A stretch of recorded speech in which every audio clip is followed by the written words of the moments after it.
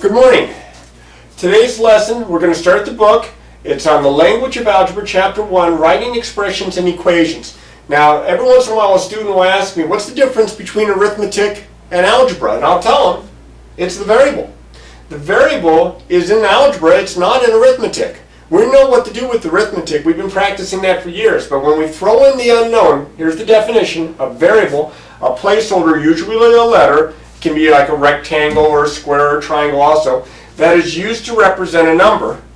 When we throw in the variable, then we're talking about algebra. Now, I'm going to go through this lesson kind of quickly because there's a lot of stuff in this. So at any time, if I go too quickly, just pause, rewind, and play it again.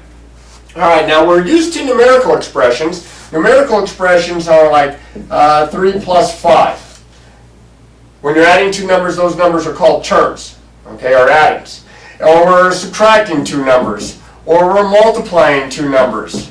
When you multiply two numbers like 4 times 5, those numbers are called factors. Or we're dividing two numbers. 10 divided by 2, which is the same as 10 divided by 2 this way. Remember, the one that follows on the end or in the bottom there, in the denominator, that's the divisor. Those are all numerical expressions. What we're going to do is we're going to toss the variable in. So I'm going to change this guy into x plus 5. I'm going to change this one into 7 minus n. I'm going to change this one into 4y. And I'm going to change this one over here into x over 2. Those are very similar looking, but because they have the variable, these are known as variable expressions. Variable expressions are numbers, variables, and operation signs, adding, subtracting, multiplying, and dividing. Okay, here's another example.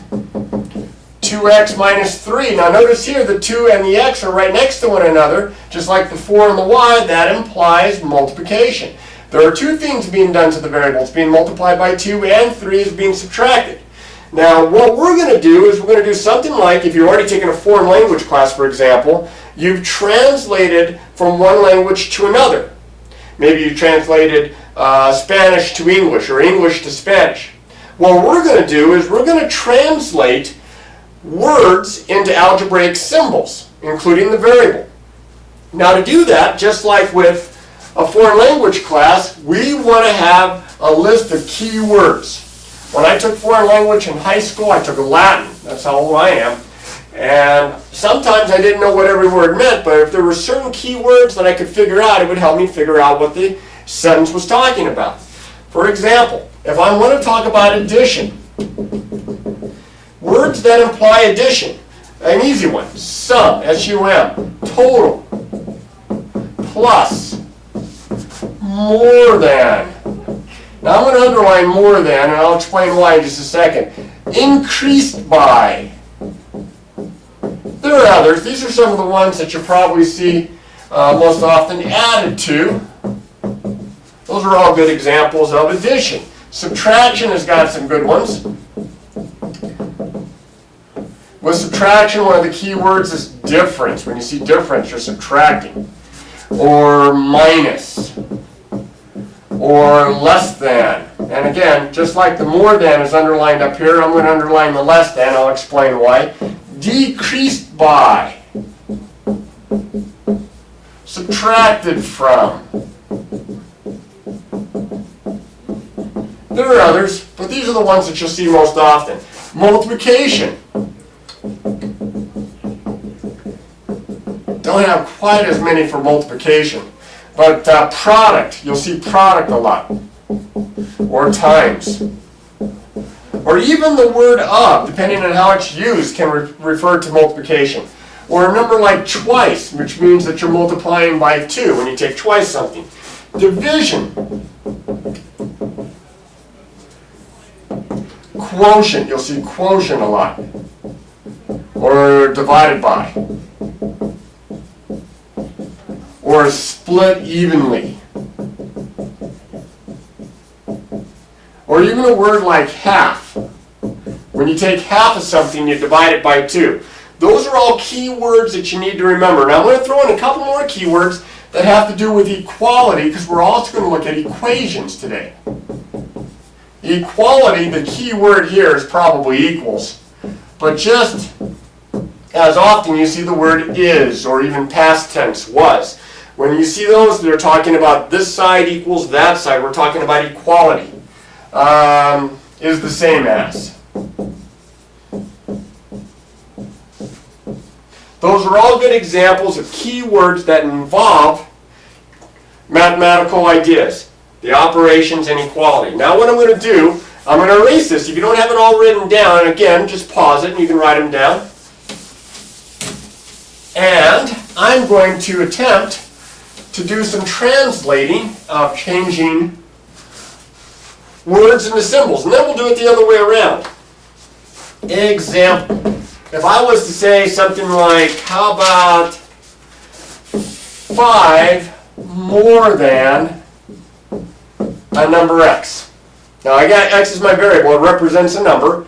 5 more than was on the addition list. But look at the way I'm going to write this. Normally we like to write them as we read them. 5 and the x and a plus sign in between. I'm going to write x plus 5.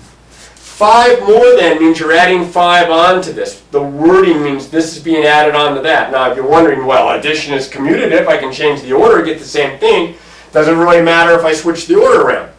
No, but it's a good habit on more than and less than, I'm going to show you less than in just a second, to put it in the proper order like this. Now let's try another one. Twice y. Twice y means that I'm going to be multiplying 2 times y. Or just 2y. Twice means you're multiplying by 2. If I was to write down, you ready? The difference of x and 7. Difference is from the subtraction group of keywords. And we write it as we read it because you can't change the order of subtraction. You have to get in the exact order. Subtraction is not commutative. So the difference of x and 7 would be x minus 7. We write it as we read it. X was written before 7. X is in front. 7's on the end. Okay? Now here's that key less than that I've been talking about. How about x less than 7? And you say, well, less than subtraction, isn't it the same answer as the one above? It is not. This is a key phrase to remember. Lots of students mess up on this. X less than 7 means you're subtracting x from the 7. It's actually 7 minus x. 7 minus x and x minus 7 are not the same. So if you get it switched around, you got problems. Now up here with addition, there are no problems because if you get switched around, addition is commutative. You can change the order. But you can't do that with subtraction and expect to get the same amount. Let's try one over here and then we'll clear this off and try a few more examples. How about 5 more than the quotient of x and 2. Well, I slipped 2 of them in here for you. More than means that you're going to be adding, and quotient means you're going to divide. So it's important, in order of operations, which one's done first. We are adding 5 to the quotient. So the quotient of x and 2 is x divided by 2. We're adding 5 to that. So that's how I write my answer. I'm adding 5 not to the x, I'm adding 5 not to the 2, I'm adding 5 to the quotient of x and 2. Alright? So you can see that wording is very, very important. You have to read them carefully or you have like no chance to get this stuff right. Read the problems carefully. Alright, now let's try one the other way around.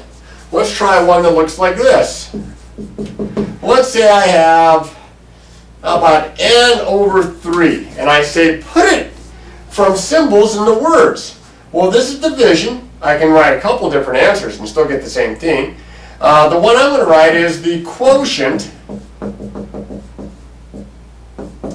of n and 3. If you wrote n divided by 3, that would work also. So changing it and switching this around, going from symbols to words, we still use those key words to represent what operations are being done. Let's try one more like this. How about 3 3 times the quantity y plus 7. Parentheses this time, I'm making it a little bit trickier. The 3 is not times the y, the 3 is not times the 7, it's times the sum. So this is 3 times the sum of y and 7. Not 3 times y and 7, 3 times the sum of y and 7. So be very careful on these. Now the equations, that's where we're going to use the words equal and is and such. Those, we're going to not come up with expressions, we're going to come up with actual equations. For example, if I write down the quotient of t and 8 is 5. Is that key word for equality. Quotient, remember, means division. So I have t divided by 8. The quotient of t and 8 is equals 5. So we're going to learn how to write equations by translating the words right into these symbols. Let's try another one here. I use that tricky less than. I'm going to write out 7 less than 3 times g is the same as 44. Now I'm looking for all my key words. Is the same as refers to equality. Less than, that's that tricky switching around, kind of change the order, subtraction, and of course times means multiplication. So what am I subtracting here? I have 7 less than 3 times g. The 7's not being subtracted from the 3, it's being subtracted from all of this. The 3 times the g. So here's 3 times g.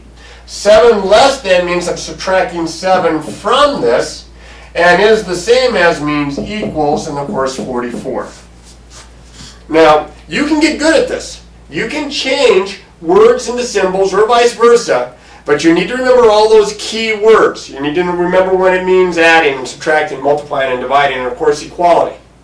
And we've got to get good at this because later on we're going to be solving story problems, and this is a key step, changing the words of the story problems into symbols so that we can solve the equations that we get. All right, as always, with these types of problems, practice, practice, practice.